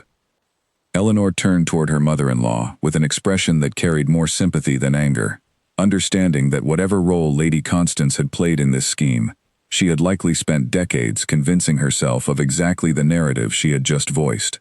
"I understand this is difficult to hear," she said gently, "but I believe the documentation before Magistrate Ashby speaks clearly enough for itself." Alistair Fenwick, who had remained largely silent throughout this dramatic exchange, finally spoke, his professional demeanor carrying an authority that immediately commanded attention from everyone present. "If I may, Magistrate Ashby," he said, "I believe the documentation presented here warrants considerably more formal investigation than can be concluded during a single afternoon's visit. Given the scope of families potentially affected and the serious nature of these allegations, I would recommend a full inquiry, conducted with proper legal oversight, to ensure whatever conclusions are reached can withstand any subsequent challenge." Magistrate Ashby nodded slowly, clearly relieved to have professional legal guidance to help navigate what had rapidly become a far more significant matter than his original routine review had anticipated. "Your Grace," he continued, addressing Julian directly, "I must inform you that these documents, along with the original records I reviewed earlier today, will need to be secured under official custody, pending a thorough investigation. I would also strongly advise against any attempt to relocate or destroy additional records related to these matters, as such actions would carry serious legal consequences." Julian's expression had shifted from fury into something approaching genuine panic, the careful control he had maintained throughout his adult life, finally beginning to crack under the weight of consequences he had clearly never anticipated facing. "This is absurd," he said, his voice rising with barely controlled desperation. "My family's reputation, decades of careful management, cannot be destroyed based on the fanciful accusations of a discontented wife." Eleanor met his gaze steadily, refusing to allow his anger to shake the composure she had spent months cultivating for exactly this moment. "I am not fanciful, Julian," she said quietly. "I am simply someone who read every deed you kept hidden and understood exactly what those deeds revealed about the true foundation of this family's wealth." The confrontation that followed continued for nearly another hour, Julian alternating between furious denial and increasingly desperate attempts to discredit the evidence Eleanor had presented, while Magistrate Ashby and Alistair Fenwick methodically worked through the implications of what they had witnessed. ultimately concluding that a formal investigation would need to proceed regardless of the Whitmore family's objections. As the afternoon finally drew toward its close, and Magistrate Ashby prepared to depart with the documentation Eleanor had provided, now secured carefully within his own possession, Fenwick paused beside Eleanor before following the magistrate toward their waiting carriage. "Your father will be proud, Your Grace," he said quietly, his professional composure finally giving way to something warmer, more personal. "What you have accomplished here today required considerable courage, and I have no doubt it will bring genuine justice to families who have waited far too long for such an outcome." "Thank you, Mr. Fenwick," Eleanor replied, her own composure finally beginning to waver slightly now that the immediate confrontation had concluded. "I only hope this proves sufficient to see the matter through to its proper conclusion." "I believe it shall," he said with quiet confidence, before offering a final respectful bow and departing to join Magistrate Ashby's waiting carriage. As their carriages rolled away from Yarrowmere's grand entrance, Eleanor remained standing on the estate's front steps, watching until they disappeared entirely from view, before finally turning to face whatever consequences awaited her within the walls of a household that would never again view her with the same careless dismissal it had shown throughout her marriage. The days following the magistrate's departure settled over Yarrowmere like a heavy, unfamiliar fog, the estate's usual rhythms disrupted entirely by the weight of what had transpired during that fateful afternoon. Julian retreated into a cold, brooding silence that Eleanor had never witnessed from him before, spending long hours locked within his study, presumably attempting to formulate some strategy to counter the investigation now moving forward beyond his control. Lady Constance, for her part, had withdrawn almost entirely from Eleanor's presence, offering only the barest necessary courtesies whenever their paths crossed within the household. Her earlier disdain had transformed into something closer to wary uncertainty, as though she could no longer determine whether the quiet young woman who had married her son truly deserved the contempt she had shown her for so many months, or whether that same quiet woman had simply been far more perceptive than anyone had ever given her credit for being. Eleanor herself moved through these tense days with a composure that surprised even herself, understanding that whatever satisfaction she might feel at finally exposing the truth would need to wait until the investigation reached its proper conclusion.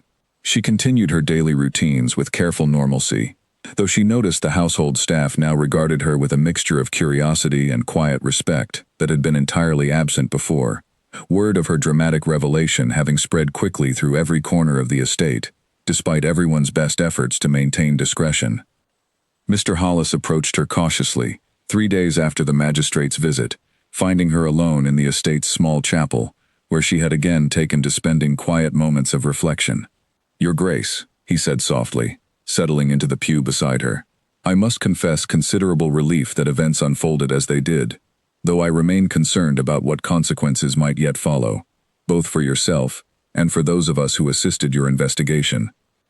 Eleanor turned to him with genuine warmth, understanding fully the risk this elderly clerk had accepted on her behalf. "Mr. Hollis," she said, "whatever happens next, please know that your courage these past months has meant more to me than I can adequately express. Should any consequence fall upon you for your assistance, I give you my word that I shall do everything within my power to protect you and your granddaughter's future." He nodded, his weathered eyes carrying an expression of quiet gratitude. "I have already spoken with Mr. Fenwick briefly before his departure," he admitted. "He assured me that my cooperation with the investigation would be viewed favorably, and that protections exist for those who assist in uncovering matters of this nature, rather than punishments for having participated in the original schemes themselves." "That is good news indeed," Eleanor said, feeling a measure of relief at this reassurance. "Then perhaps we may both look toward the future with somewhat greater confidence than these past uncertain days have allowed." Their conversation was interrupted by the arrival of a household servant, breathless from having searched the estate to deliver an urgent message. "Your Grace," the young man said, addressing Eleanor directly, "a carriage has arrived carrying Magistrate Ashby and Mr. Fenwick, along with several other gentlemen. The Duke has requested your presence in the main hall immediately." Eleanor exchanged a brief glance with Mr. Hollis before rising and making her way toward the main hall with measured, purposeful steps, her mind racing to anticipate what this unexpected return visit might signify. As she entered the hall, she found Julian standing rigidly near the entrance, his expression carrying a mixture of barely controlled anger and something that looked disturbingly close to fear. While Magistrate Ashby, Alistair Fenwick, and two additional gentlemen she did not recognize waited with grave, formal expressions. "Your Grace," Magistrate Ashby said, addressing Eleanor with a respectful nod as she entered. "I apologize for this unexpected return, but developments since our previous visit require immediate attention. Allow me to introduce Mr. Cornelius Blackwood, representing the Crown's interest in matters of significant land fraud, and his associate, Mr. Thaddeus Gray." Eleanor offered a polite curtsy to these new arrivals, understanding immediately that whatever had prompted their swift arrival carried considerable weight. "What developments, Magistrate?" she asked carefully. "Might these be?" It was Cornelius Blackwood who answered, his voice carrying the measured authority of a man accustomed to significant legal proceedings. "Your Grace," he said, "following Magistrate Ashby's report and the documentation you provided, our office conducted an immediate preliminary investigation into the merchant Harlan Voss. We discovered, quite quickly, that this individual has been residing under Crown protection for the past decade, having provided testimony against several other fraudulent schemes throughout the region in exchange for leniency regarding his own considerable debts." Eleanor felt her breath catch at this unexpected revelation. "Voss is still alive," she said slowly. Then, "and willing to testify regarding his arrangement with this family?" "Precisely so, Your Grace," Blackwood confirmed. "Given the substantial documentation you have already provided, combined with Voss's willingness to corroborate the full scope of his arrangement with the Whitmore family, our office believes we possess more than sufficient evidence to pursue formal charges regarding systematic land fraud spanning multiple decades." Julian, who had remained silent throughout this exchange, finally spoke, his voice carrying a desperate edge that suggested he understood fully the gravity of what was being described. "This is madness," he said. "Whatever arrangements my late father may have made, I bear no personal responsibility for decisions made before I inherited this estate." Blackwood turned toward him, with an expression that carried neither sympathy nor particular hostility, simply the cold professional assessment of a man whose duty required impartial pursuit of justice, regardless of personal circumstance. "Your Grace," he said, "our investigation indicates that certain transactions continued well into your own tenure as Duke, including arrangements made regarding the Ashworth family's land, just prior to your marriage to the current Duchess. I am afraid this places you in a position of direct personal responsibility that cannot simply be attributed to your father's earlier actions alone." The color drained from Julian's face at this revelation, and Eleanor watched with a complicated mixture of emotions, as the man who had once so confidently instructed her to smile and remain silent, now found himself confronting consequences he had clearly never imagined possible.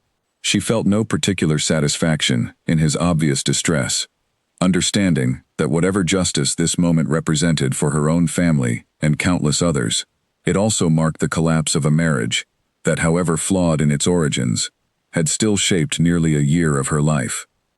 "Your Grace," Blackwood continued, addressing Julian formally, "I must inform you that pending the completion of our full investigation, certain estate assets will be placed under temporary Crown oversight to prevent any possibility of assets being hidden or transferred beyond reach.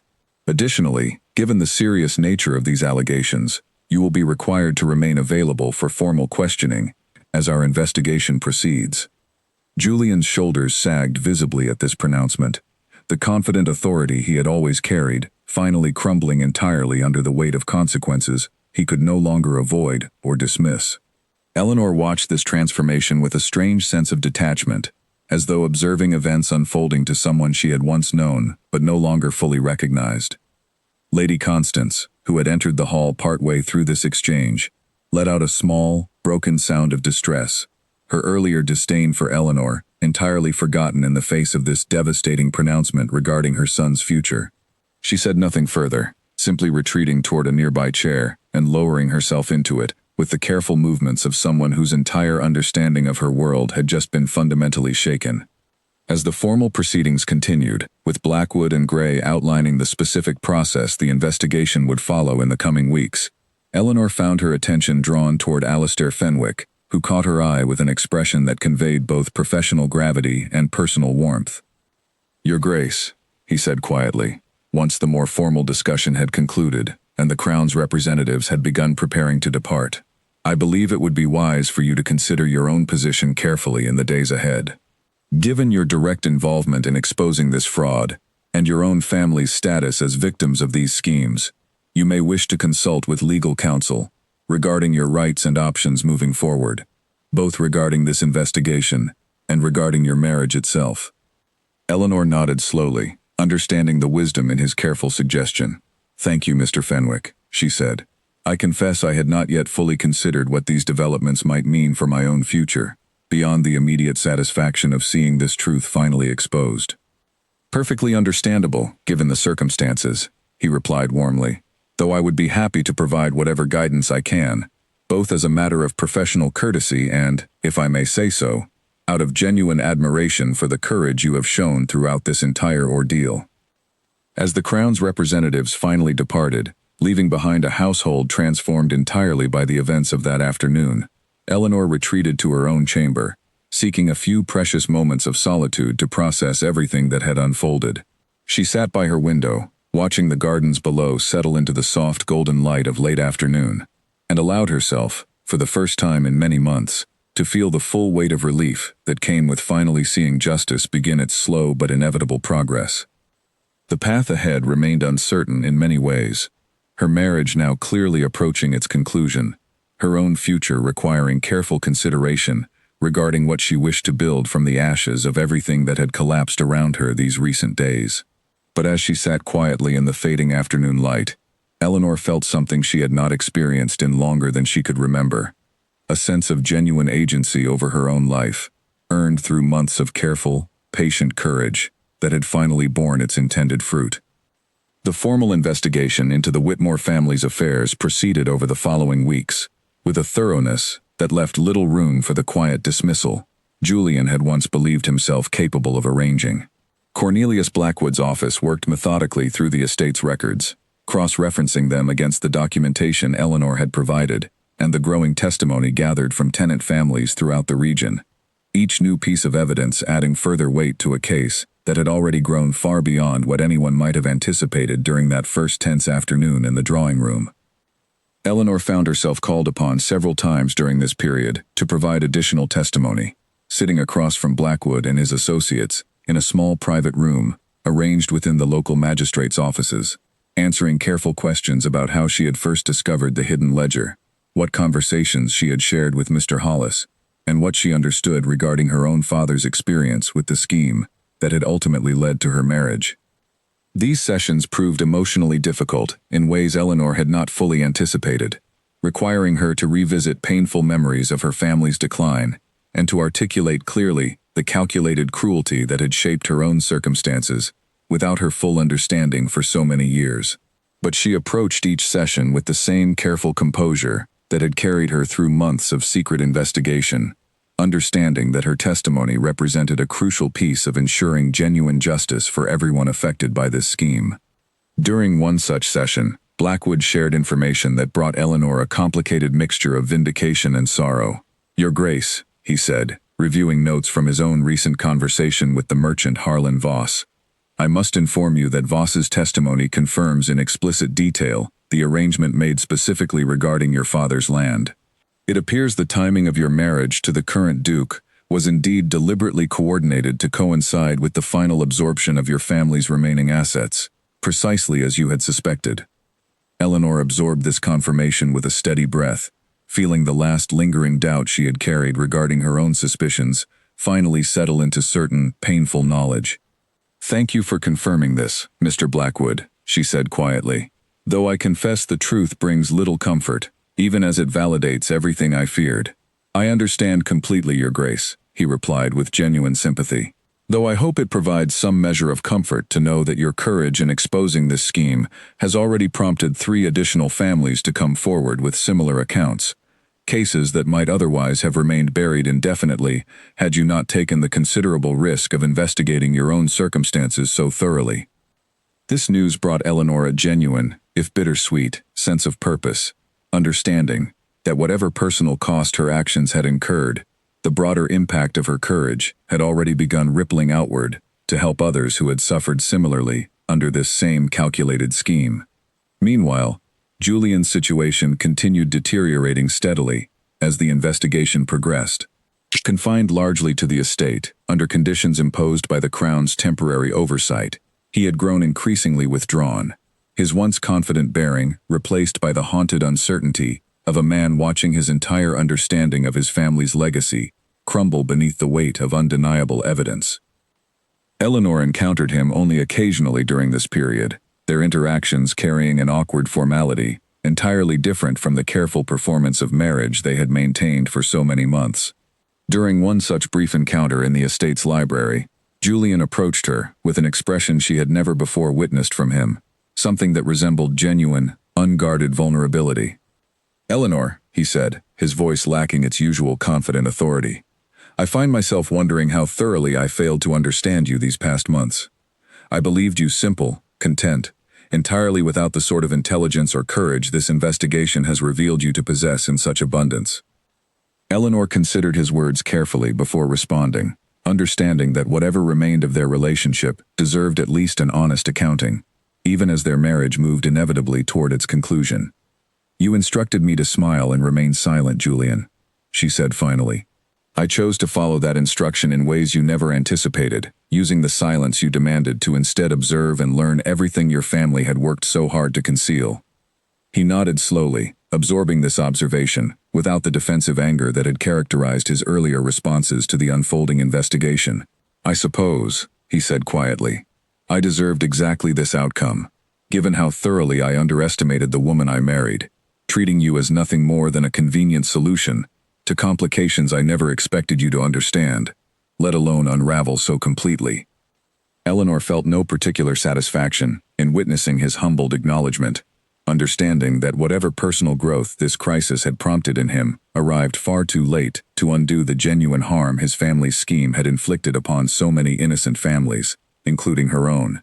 "I do not say this to cause you further pain, Julian," she said carefully, "but I believe you must understand that whatever happens to you personally as this investigation concludes, the true tragedy here belongs to families like the Marlowes, the Whitfields, and countless others who lost everything they had worked generations to build, simply because your family valued expansion over basic human decency."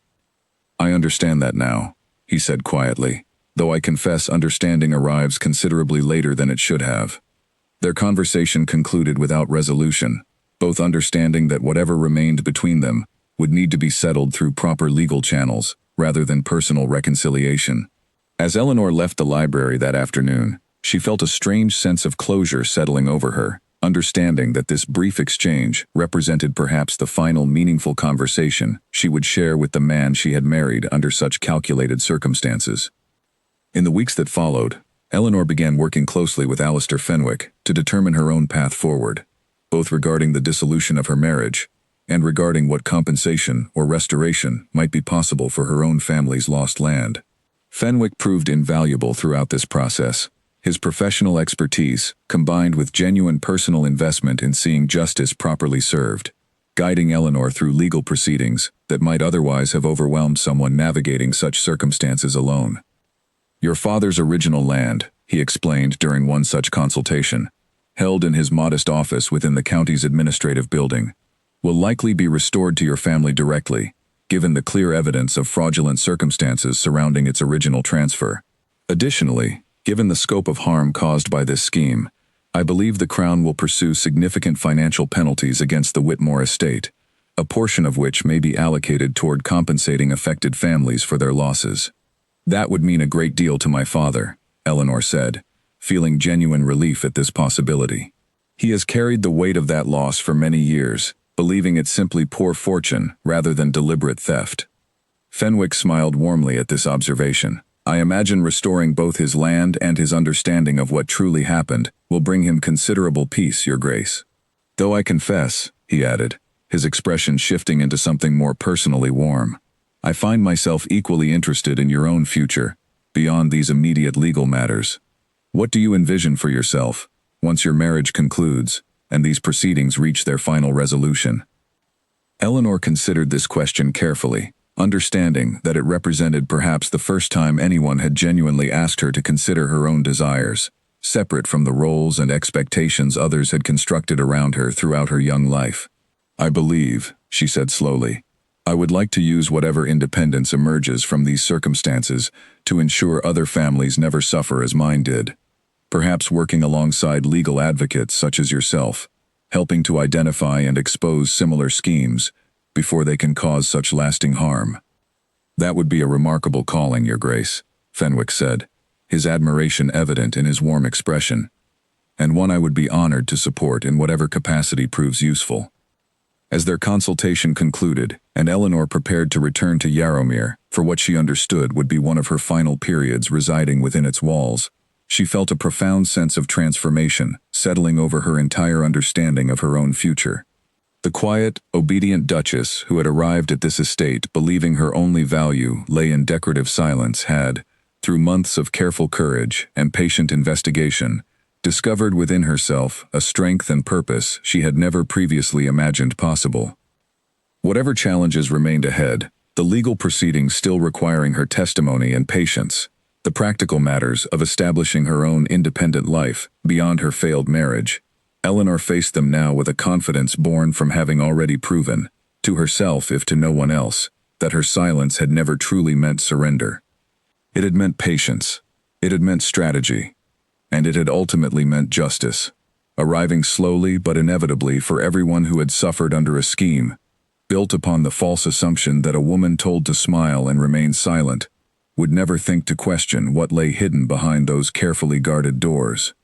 6 months passed before the full legal proceedings against the Whitmore estate finally reached their conclusion, months during which Eleanor divided her time between the county's administrative offices, occasional visits to her father's modest but slowly recovering household, and the quiet work of rebuilding her own understanding of who she wished to become, now that the elaborate performance of her marriage had finally ended. The final judgment, delivered by a formal tribunal, convened specifically to address the scope of fraud uncovered throughout the investigation, confirmed everything Eleanor had worked so tirelessly to expose. The Whitmore estate was ordered to return significant portions of land to the families from whom it had been fraudulently acquired, including the full restoration of her father's original property along the estate's northern boundary. Additionally, substantial financial penalties were imposed, a portion of which would be distributed among affected families as compensation for decades of accumulated harm. Julian himself faced the personal consequences of decisions made both by his father before him and by his own continued participation in the scheme during his tenure as Duke. Though the tribunal acknowledged that he had inherited much of this fraudulent framework, rather than originally constructing it himself, his knowing continuation of these practices, particularly regarding the deliberate timing of Eleanor's own marriage, resulted in significant personal penalties alongside the broader estate consequences, including a formal requirement that he personally apologize to each affected family and contribute directly toward their compensation from whatever personal assets remained beyond the estate's formal holdings. Eleanor attended the final proceedings alongside her father, watching as Julian, considerably diminished from the confident authority he had once carried so effortlessly, stood before the tribunal and offered a formal acknowledgement of the harm his family's actions had caused.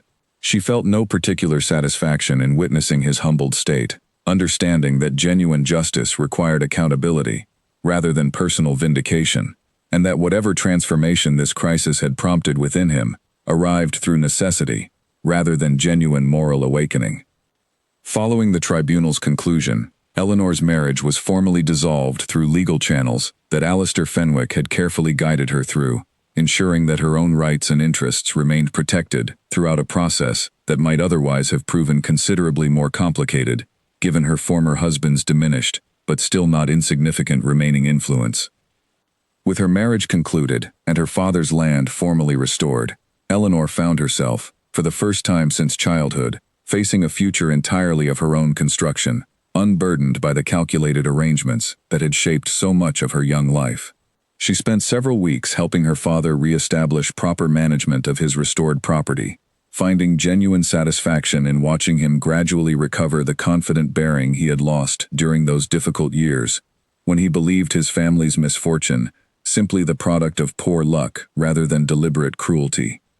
During this period, she maintained regular correspondence with Alistair Fenwick, their professional relationship gradually evolving into something warmer and more personally significant as they continued collaborating on efforts to identify and expose similar fraudulent schemes throughout the broader region. Fenwick had proven himself not only a skilled legal advocate, but a genuine partner in the work Eleanor had come to view as her true calling, someone who valued her intelligence and courage rather than viewing them as inconvenient complications to be managed or dismissed. It was during one such visit to discuss ongoing advocacy work, held at a modest but comfortable office Fenwick maintained within the capital, that he raised a matter beyond their usual professional discussions. "Eleanor," he said, using her given name rather than her formal title, for the first time since they had begun working together, "I find myself wondering whether you might consider a future collaboration that extends beyond simple professional partnership." Eleanor met his gaze with genuine curiosity, understanding immediately the deeper meaning behind his careful phrasing. "What did you have in mind, Alistair?" she asked, matching his informal address with her own. He smiled warmly, some of his usual professional composure giving way to something more personally vulnerable. "I have come to admire you a great deal these past months," he said, "not simply for the courage you showed in exposing the Whitmore family's crimes, but for the genuine intelligence and compassion you bring to every case we have worked on since. I find myself hoping that perhaps, in time, you might consider building a life alongside someone who would value those qualities not as convenient tools to be used, but as the very foundation of genuine partnership." Eleanor considered his words carefully, understanding the significance of what he was offering, a future built not on calculated arrangement or desperate necessity, but on genuine mutual respect and shared purpose. "I would like that very much, Alistair," she said finally, feeling a warmth spread through her chest, entirely different from the careful calculation that had governed so much of her recent past. "Though I confess I would want any such future to remain grounded first in the work we have already begun together, ensuring other families never suffer as mine did." "That," he said, his smile widening with evident relief and happiness, "is precisely the foundation I would wish for as well." Their relationship developed gradually over the following year, built upon genuine partnership rather than calculated necessity, as they continued their advocacy work, while slowly allowing personal affection to develop alongside their shared professional purpose. Eleanor found herself, for the first time in her adult life, genuinely content, her days filled with meaningful work that honored the courage and patience that had carried her through those difficult months at Yarrowmere, her evenings shared with someone who valued her intelligence and strength as genuine virtues rather than inconvenient complications. She occasionally received news of Julian's circumstances through mutual acquaintances, learning that he had retreated largely from public society, following the tribunal's judgment, dedicating himself, at least according to reports, to genuinely understanding and addressing the harm his family's actions had caused, though Eleanor remained uncertain how much of this reported transformation reflected genuine remorse versus simple necessity, given his diminished social standing. Mr. Hollis, whose courage had proven so instrumental in Eleanor's investigation, received a formal commendation from the tribunal for his cooperation, along with a modest pension that allowed him to finally retire from decades of service with the security and dignity his loyalty had long deserved. Eleanor visited him occasionally at his modest cottage, finding genuine pleasure in watching his granddaughter grow, knowing that the education and future prospects he had worried about protecting remained secure, thanks partly to the courage they had shared during those tense months of secret investigation. As Eleanor reflected on the journey that had brought her from a young woman instructed to smile and remain silent, to someone who had exposed decades of calculated cruelty and helped restore justice to countless affected families, she understood with clear certainty that the silence Julian had once demanded of her had never truly been surrender. It had been patience, carefully cultivated and strategically deployed, allowing her to gather the truth necessary to finally challenge a scheme that had operated undetected for far too long. Nearly 2 years after that fateful dinner, when Julian first delivered his careless instruction, Eleanor stood in the gardens of the modest but comfortable home she now shared with Alistair, watching the late afternoon sun cast golden light across flowers she had planted herself, in soil that belonged to her through genuine choice rather than calculated arrangement. She thought occasionally of that young woman who had smiled obediently, while quietly building the knowledge that would eventually dismantle everything Julian believed himself capable of hiding. and felt not anger toward her past self, but genuine pride in the patient courage that young woman had managed to sustain through months of careful, dangerous investigation. The Duke of Yarrowmere had once believed that a smile and silence represented complete submission, that a woman denied information would remain forever ignorant of the truths surrounding her. He had never imagined that the very silence he demanded would become the instrument of his own undoing, allowing Eleanor the space and opportunity to observe, to investigate, and ultimately to expose every carefully hidden deed his family had constructed their fortune upon. She had smiled, exactly as instructed. She had remained silent, exactly as commanded. And in that smiling silence, she had read every deed, understood every hidden truth, and ultimately delivered a justice that reached far beyond her own personal circumstances, restoring dignity and security to countless families who had waited far too long for someone brave enough and patient enough to finally expose the truth hidden behind Yarrowmere's carefully polished facade.